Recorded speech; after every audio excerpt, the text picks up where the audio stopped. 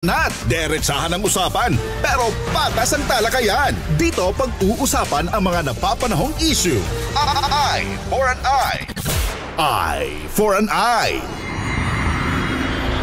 Nakatutok pa rin po kayo sa number 1 Music and News FM sa lalawigan po ng Pangasinan. Ito pa rin po ang 104.7 IFM Dagupan. Ngayong umaga po, mapalad po tayo at napagbigyan po tayo bago maging busy. Ang ating pong mga kongresista sa pag-opening po ng 20th Congress. Ito po yung mga isa po sa uupo po sa ano po natin po, sa parating po natin po na 20th Congress. Makakapanayan po natin ngayong umaga po sa espesyal na pagkakataon ng aktibong kinatawan po ng sektor na sa paggawa sa Kongreso. Ang buting Congressman Eli San Fernando mula po sa Kamanggagawa Party List. Pagbati po ninyo sa mga nakikinig po dito po sa Pangasinan, and thank you very much po sa pagpapaunlak po sa ating pong panayam, Kong Eli. Magandang umaga po sa inyo, sir, at sa lahat ng tagapakinig sa inyong programa. Opo. Nasasanay na po ba kayong tawagin Kong Eli po ngayon? Sir? Sa totoo lang po, hindi pa ako nagpapatawag ng Kong. Eling nakilala, Eli hanggang sa Kongreso. Ayun. Okay. Pero eto, kamustahin ko muna po kayo, syempre, sa pakikibaka po ninyo para at least magkaroon po ng tamang representasyon ang mga manggagawa. Ano po ba ang kaibahan po ng Kamanggagawa Party List sa iba pong mga labor sector na nagsusulong din po ng kapakanan para po sa ating pong mga manggagawa sa buong Pilipinas? We do not claim na kami lang ang nagre-represent sa mga manggagawa. Alam niyo, napakalaki ng bilang ng mga manggagawa. In the formal economy alone, there are 51 million workers. Mm-hmm. So napakalaking bilang niyan. So we are just but one of the many labor groups and mga advocates na nagsusulong ng kagalingan ng mga manggagawa. Pero mas nakilala ang Kamanggagawa Party List, especially in the recent 2025 elections, dahil ito ang pinaka maingay na nagtatampok na mawala na, mabuwag na yung sinasabi na provincial rate. At ipatay ang minimum wage, Luzon, Visayas at Mindanao. So that has been our primary advocacy. And even before the elections, ito na yung pinaglalaban talaga ng Kamanggagawa at yung mga affiliates nito ng mga labor groups and labor unions. Apo. Kong Eli, dito po sa usapin po ng pag-abolish, kung magtutuloy-tuloy po ito, maganda po itong balita na ito sa ating pong mga manggagawa na wala na, flat rate na tayo. Isang rate na lang kasi yung mahal na bilihin sa NCR, nararamdaman din na mahal na bilihin dito sa probinsya. Totoo yan, no? Kapag tinignan natin yung datos, parehas sa nilalabas ng Philippine Statistics Authority at dun sa lived experience, yung actual na experience, buhay ng mga manggagawa at ordinaryong Pilipino, totoo na mas mahal ang mga pangunahing bilihin at serbisyo sa probinsya dahil merong added transportation cost . Halos karamihan ng mga produkto ay inaangkat natin at binabagsak sa Manila. Pagdating sa Manila, ibabiyahe yan papunta ng mga probinsya. Saan ipinapasa yung added cost? Di sa mga consumer. So, binabanggit natin kung mas mahal ang mga produkto, mga serbisyo sa probinsya, bakit ang sahod ng mga manggagawa mas mababa?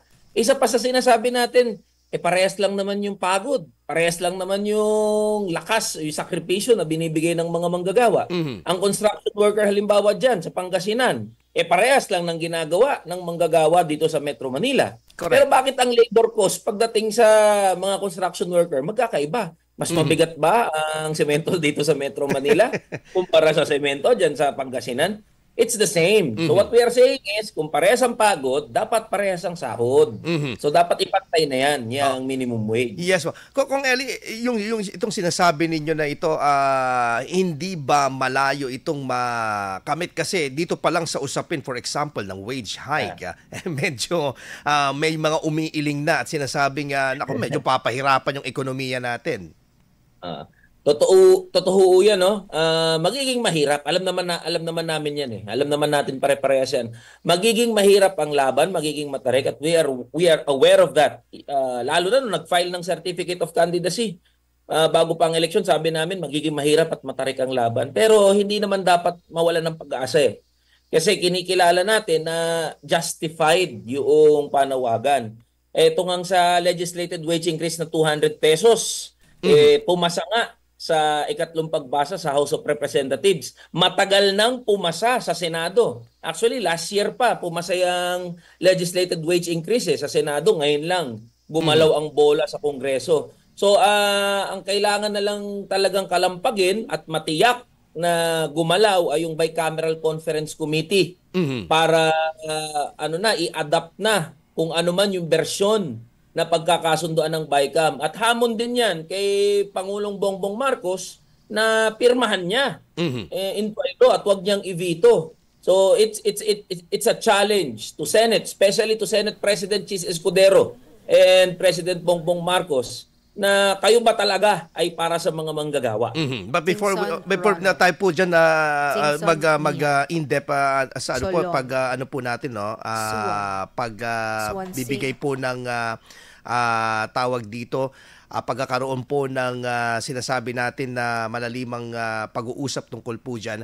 Ito po bang nakikita ninyo yung pag-abolish ng provincial rate ay talaga bang makakatulong to decongest ito pong decentralized Manila? Kasi talagang yung mga nag-hope po talaga mga taga-probinsya, magtrabaho na lang tayo sa Metro Manila. I have students actually na mas pinipili nila pumunta ngayon ng Metro Manila because yung concept nga na malaki ang sahod doon kumpara dito.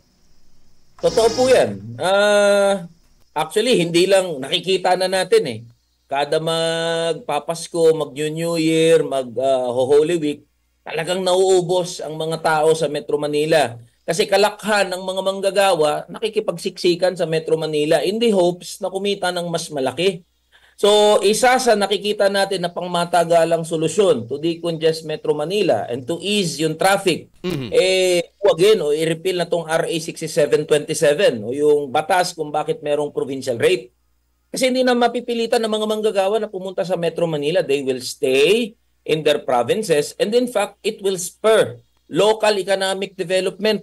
Alam niyo po, self-fulfilling prophecy, ito yung sinasabi namin Kaya hindi umuunlad ang karamihan ng mga probinsya dahil yung sistema natin nakadesign para hindi talaga umunlad ang mga probinsya. Kasi laging Metro Manila na lang ang pinag-uusapan natin. So papaano naman ang mga probinsya? So what we are saying is, if we want real economic development in the regions, in the provinces, then we must abolish provincial rate. Marami pa rin-resolve yan ng mga problema at matitigilan yan yung malaki na internal migration ng mga manggagawa natin from provinces to Metro Manila. Oo. At saka malaking tulong po ito Kung Eli, kung sakali po na talagang hindi magkaroon ng brain drain sa mga provinces natin na lahat andyan na sa Metro Manila at dito mapag-iiwanan yung mga ibang probinsya. Totoo yan. Yung kalakhan nga ho ng mga skilled yan, tao tsaka mga professionals natin pumupunta ng Metro Manila. So paano na yung mga probinsya? Diba? Sasabihin nila wala namang wala namang mga oportunidad. Exactly the problem. Hindi na de-develop yung mga probinsya because the system creates the very situation na ganito ang maging kalagayan ng mga probinsya. How about dito sa usapin po ng contractualization? The previous administration is very vocal in abolishing this ito pong contractualization, pero in reality, there's still contractualization. Alam niyo po, sa totoo lang, bawal na talaga yung labor-only contracting namayagpag po yan dahil sa mga manpower agency.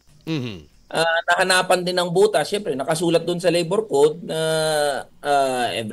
yung probationary status. Pero mas lumaganap ang contractualization because of agency. Kalakhan ho ng mga manggagawa, regular na doon sa mga agency. Hindi mismo doon sa kumpanya kung saan sila nagtatrabaho. Kalokohan ho yan. Napakalaking kalokohan yan. Dapat direct hire. Wala namang ambag ang mga manpower agency doon sa production. Sa production line, walang ambag ang mga manpower agency. Sabi ko nga, at lagi namin itong binabanggit, linta ang mga manpower agency sa production. Kasi wala naman silang naiaambag mismo. Walang value added yan sa production ng kumpanya at ng mga manggagawa. So what we are saying is, kung wala naman silang ambag doon sa production, bakit pa sila nag-i-exist? Alam niyo ho, ang malaking problema dyan, nagiging kasabwat kasi. ang mga manpower agency ng mga malalaking kumpanya. Kasi kapag nasa manpower agency ka, hindi fully maibibigay yung iyong mga benefits and privileges bilang isang manggagawa, bilang isang regular na manggagawa. Correct. Wala ka ring tiyakan sa trabaho, wala kang security of tenure. Kasi nga nasa agency ka eh. At ito, malaki na dapat nating pag-usapan. Hindi lang naman sa pribadong sektor yan, sir eh. Alam niyo po, ang pinakamaraming bilang ng mga kontraktual na mga manggagawa, nasa gobyerno mismo. Tama. Mga job order at mga contract of service na tinatawag. So if the government would want to address the problem of contractualization, dapat pangunahan niya. Para pamarisan siya ng mga negosyo. Alam niyo po, posible naman yan eh. Posible naman gumawa ng mga regular plantilla items, halimbawa sa gobyerno, pero hindi ginagawa. Bakit? Kasi nandyan yung kultura ng patronage politics. Para beholden itong mga JO at mga COS natin sa mga nakaupo. Susunod sila sa gusto ng mga nakaupo. Sa LGU, laganap din yan sa mga local government units. Ayaw irregular. Forever na lang na JO, forever na lang na casual yung kanilang mga manggagawa. So what we are saying is, kung gusto nating i-address ang problem of contractualization, it should start sa gobyerno mismo, sa mga local government units, and of course, sa mga malalaking mga negosyo. Kaya yan, posible ho yan. Agree, dahil talagang dapat dito yung mga nagpapatupad ng batas ng mga institusyon, dapat silang manguna dito sa pagpapatupad din at pagtalima dito sa pag-alis at pag-abolish ng tuluyan itong contractualization. Pero itong malaking hamon ito, medyo marami kayong mababangga dito, Sir Kong Eli, no? Pero sa inyong pag-assume sa 20th Congress, handa po ba ang inyong hanay na talagang talakayin po ito ng seryosohan na talagang may nakapagsabi nga, may mga nagko-comment nga, Kong Eli, pag nagawa daw na na-abolish ang provincial rate, iboboto ka daw ng senador. Ano, Kong Eli? Alam niyo po, magtatrabaho ang Kamanggagawa Party List. We will work inside the Congress. Sabi nga namin, makikipagkaibigan tayo. Kaibigan tayo ng mga kaibigan ng mga manggagawa. Pero magiging kalaban tayo ng mga kalaban ng mga manggagawa. We are going to work with the congressmen. There are 300 congressmen. More than 300 congressmen in the House of Representatives. So we are going to work with them. Makikipag-usap tayo. We are going to discuss the merits of why we need to abolish the provincial rate and why we need to raise the wages into living wages. So gagawin natin yan. Makikipagdebate tayo kung kinakailangan. Isusulong natin at lahat ng pwedeng gawin para umabante sa mababang kapulungan itong mga panukalang batas natin, we will do that. Pero alam niyo po, ito yung lagi kong binabanggit eh. Kapag hindi umubra yung trabaho sa loob ng Kongreso, may pagsusumbungan ako. At ito yung kailangan ho na maintindihan ng mga kababayan, ng mga kamanggagawa natin. There are 51 million workers. Correct. In the formal economy alone. We must realize the sheer number of the workers in the formal economy alone. Mas maraming higit ho yan sa mga kongresista. Kapag naintindihan ng mga manggagawa na ang tunay na kapangyarihan pala nasa kanilang kamay, hindi lang ho presidente sa Malacanang ang kayang iupo ng mga manggagawa. They can change the course of our country. So yun po yung binabanggit. Dapat handa ang mga manggagawa na ipaglaban itong pagbubuwag sa provincial rate at pagtataas ng sahod, hindi lang sa pamamagitan ng kanilang mga congressman, kundi sa pamamagitan ng pagkilos mismo ng mga manggagawa. So that's the challenge, sir, at sa mga tagapakinig natin. Okay. Na wag fully iasa sa representasyon. Yeah. We will do our job, we will work inside Congress, but we must realize that real power lies on our hands. After all, tayo naman yung nag-elect Tama. sa mga nakaupo, sa mga iba't ibang posisyon ng kapangyarihan.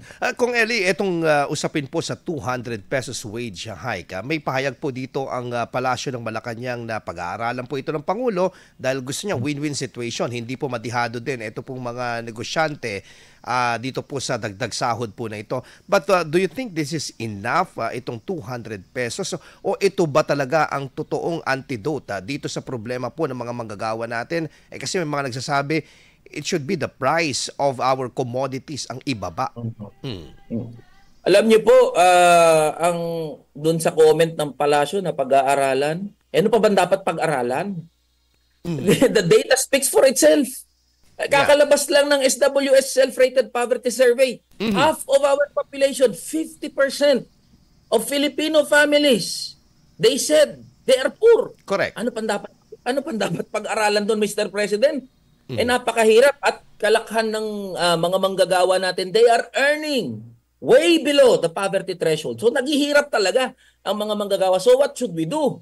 The easiest thing to do is to raise the wages of workers. Hindi naman bumababa ang presyo ng mga bilihin eh. Correct. Patuloy na taas ang presyo ng mga bilihin. Ang sahod ng mga manggagawa nananatiling barat. So kaya kailangan na itaas na ang sahod. Alam niyo po, itong 200 piso na legislated wage increase, well, for context, the last legislated wage increase happened 1989 pa ho. Ngayon, itong 200 pesos na pagtaas ng sahod, hindi pa nga ho taas sahod talaga yan eh. Ang tawag namin nga dyan, wage recovery pa lang. Ibig sabihin, kahit itaas mo ng 100 piso o 200 piso ang sahod ng mga manggagawa, hindi pa talaga tumaas ang sahod.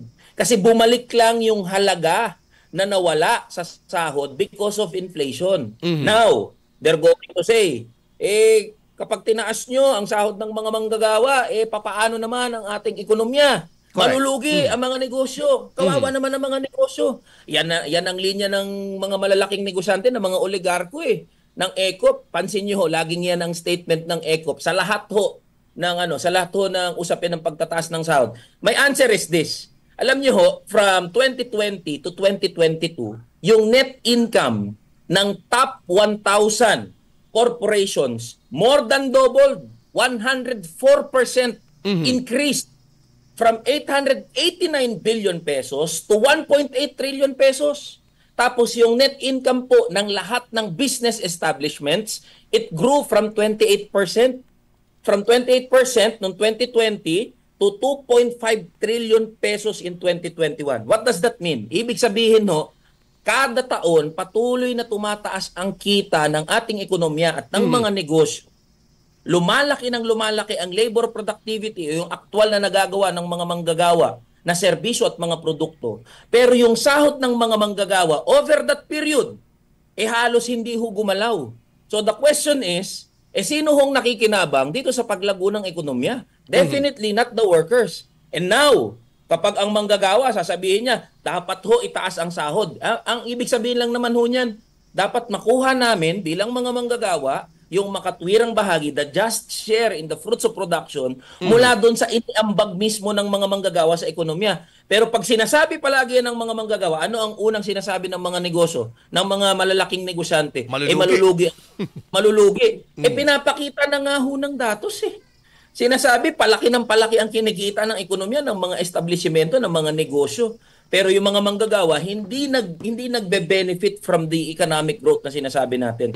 So the data will speak for itself. Hindi totoo na babagsak ang ekonomiya natin. Hindi totoo na malulugi ang mga kumpanya. In fact, GDP o the gross domestic product, year by year pataas ng pataas. Labor productivity, year by year pataas ng pataas. But the wages of workers remain the same over the period. Actually, from 2001 to 2018 and from 2020 to 2022, hindi ho nagbabago ang sahod ng mga manggagawa. Opo. Kung may isang survey din international na parang ito parang Global Rights Index 2025 na sinasabi na 10 worst countries for workers, kasama pong Pilipinas. Yes, exactly. Alam niyo po, taon-taon na lang po yan. Nakakalungkot ang sitwasyon ng paggawa sa bansa natin. Taon-taon na lang pasok tayo sa worst countries in terms of trade union rights. Alam niyo po kasi ang pinaka tinitignan ng International Labor Organization and mga international observers, yung karapatan sa paggawa. Kasama na ho dyan yung pag-uunyon, the right to self-organization, hindi po kinikilala at nire-respeto dito sa bansa natin. Kahit na nakasulat yan sa 1987 Constitution at sa Labor Code natin, halos hindi po yan kinikilala. Subukan nyo ho, magtanong ng mga kumpanya. Kapag meron dyan magsusubok na magbuo ng union, ang gagawin dyan, gagawa ng mga gawa-gawang kaso yung mga manggagawa hanggang maalis doon sa kanilang kumpanya. We know that. Ang dami ho naming kaso na hinahandle na ganyan. Kasi nga ho, may belief na kapag nagbuo ko ng union, magugulo lang sa kumpanya yan papasara niyan yung kumpanya. Hindi, dapat mabago yung kaisipan natin. dapat makita natin that unions are partners for development. Magkakaroon ng makabuluhan na development kapag masaya ang mga manggagawa. Kapag kinakausap ang mga manggagawa. At paano mangyayari yan? Kapag meron silang boses. Kapag meron silang organization. And that is their union. So the government must really recognize itong problem sa freedom of association. So that is one of the issues that we will take a look into pagpasok ng 20th Congress, itong trade union rights situation natin sa bansa. Kung Eli, aminado po tayo, mahirap maghanap ng trabaho dito sa Pilipinas at yung mga requirements pa.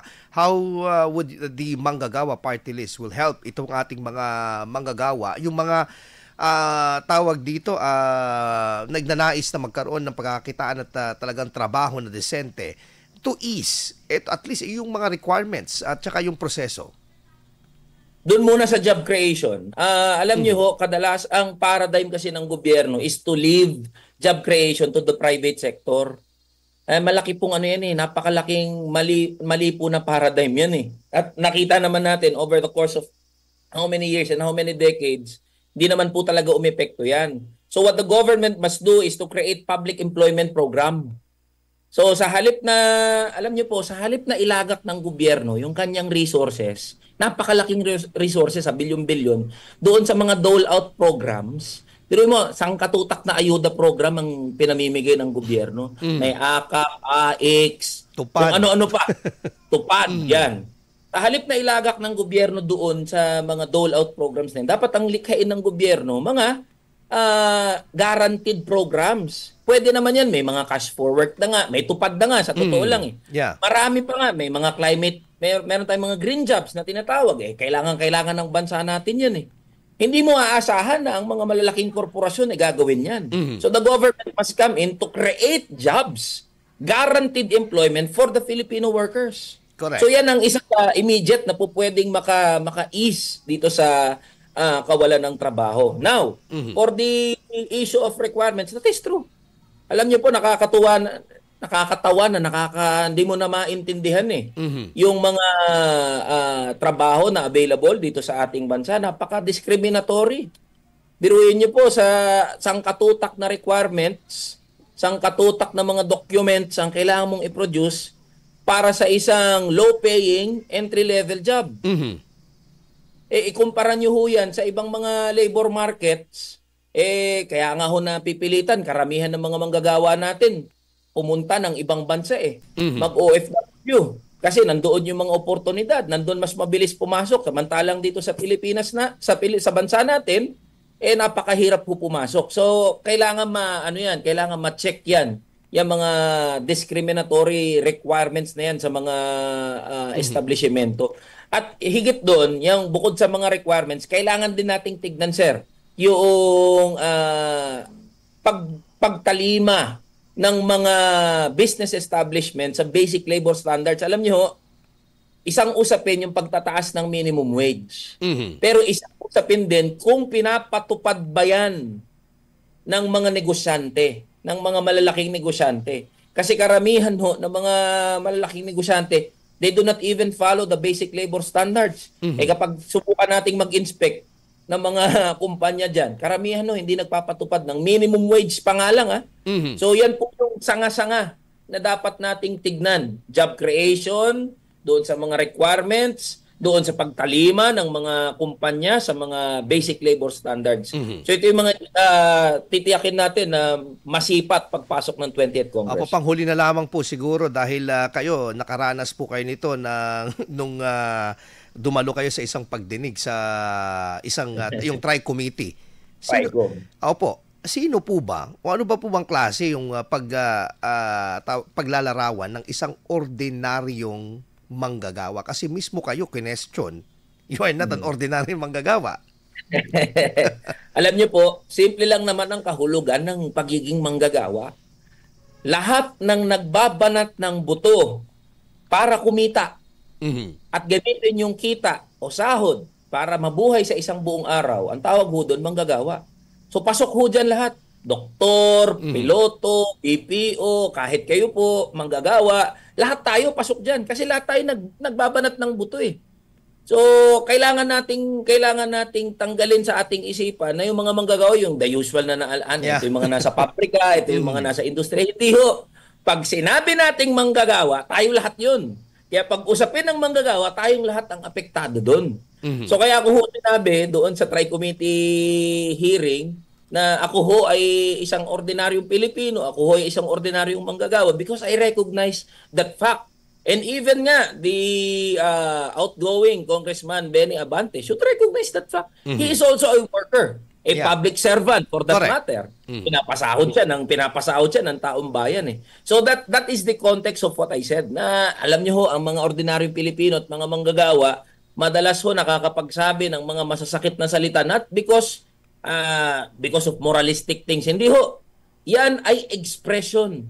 It is a sigh of their exhaustion from the situation that they are in. Napakahirap ng buhay, ang taas ng presyo ng bilihin. Tapos mababalitaan mo yung mga public servant natin, walang ibang inatupag kundi kung ano-anong bagay diyan sa Tricom, diyan sa Quadcom, sa kung ano-ano pang mga committee hearings, ni hindi man lang pag-usapan yung buhay ng mga manggagawa.